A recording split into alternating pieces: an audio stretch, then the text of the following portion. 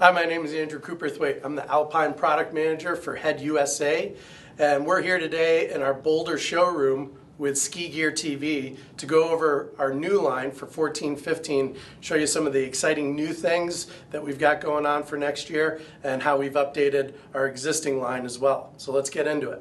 For 13-14, we introduced the Flight Series, our new big mountain series of skis, and the skis have done extremely well. We didn't want to change a lot as far as going towards 14-15. We did give a graphical update to the line, as well as add a new athlete-inspired ski. So let's run through the line quickly. We start out with the Junior, the Ethan 2, and this is 93 underfoot. It's got rocker in the tip and tail, just like the rest of the line does, what we call T&T rocker, tip and tail rocker. We use in this line a new technology called TTS, and that's tip and tail stabilizer, and you'll see that running through the graphics of the skis, and that's really the leading technology within the Flight Series that allows these skis to ski extremely well in powder conditions, but also ski extremely well outside of the powder in the harder snow. So as I said, we start with the Ethan 2, that's 93 underfoot. We then move into the Venturi at 95, the Collective at 105 millimeters underfoot, the CYCLIC at 115, and the Turbine 125, that real powder specific ski. And then we move into a new ski called the A-Star. This is a ski that's 110 millimeters underfoot, has a 28 meter turn radius, and is very stiff, very big mountain oriented. You can really take the ski wide open into the big powder fields or the steep lines in the backcountry in an AK. And this is a ski that was really driven and inspired by our team, as well as James Heim out of Whistler, Canada. He had a lot to do with this ski. The A-Star is a little bit different in its profile than the rest of the Flight Series, in that the rest of the Flight Series is fully rockered in the tip and tail with more of a twin tip profile. This ski utilizes rocker in the forebody of the ski. You can see it's got a little lower tip profile to it. You can see that rocker is fairly pronounced, comes down to about here within the ski. But then we use a lower camber line throughout the ski.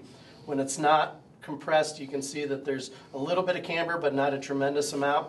When we close that line, you can see the rocker a little bit more distinguishable up in the tip. But you can also see a much flatter tail running through the tail area. We still add a little bit of reverse camber or early rise in the tail, but we're not utilizing a full twin tip in this ski. And that really is for those big landings in the big lines of Alaska and the backcountry. Gives you that sure-footed feeling when you go ahead and stomp that big air. Very stiff ski, doesn't use metal. We're still trying to keep the ski nice and light for touring, but it is a stiffer profile so that when you're hitting those higher speeds on those big mountain lines, you've got all the stability that you want. But talking about that TTS technology, more importantly, is, as you can see, the TTS is a visual indicator in the technology, but it also shows exactly where the rocker is in the ski. So as you start with the Venturi at 95, you can see these points of the TTS and where it comes down in the tip, where it comes up in the tail. That shows you directly where the rocker is corresponding to the ski. So we've got a little less rocker in the Venturi. As we go to the Collective at 105 millimeters, you can see that rocker elongate, even more so in the CYCLIC at 115, and then drops down even further in the Turbine at 125. So let's talk about the TTS a little bit more and what it actually does with the ski other than show where the rocker is. We use an elastomer layer in the TTS with a fiberglass weave over the top of it. And what that does is it allows the ski to be damp in the rockered areas and avoid that rocker rattle, especially in harder snow or chopped up terrain. But it also adds torsional rigidity to the rockered areas. And once again, that adds skiability outside of the powder.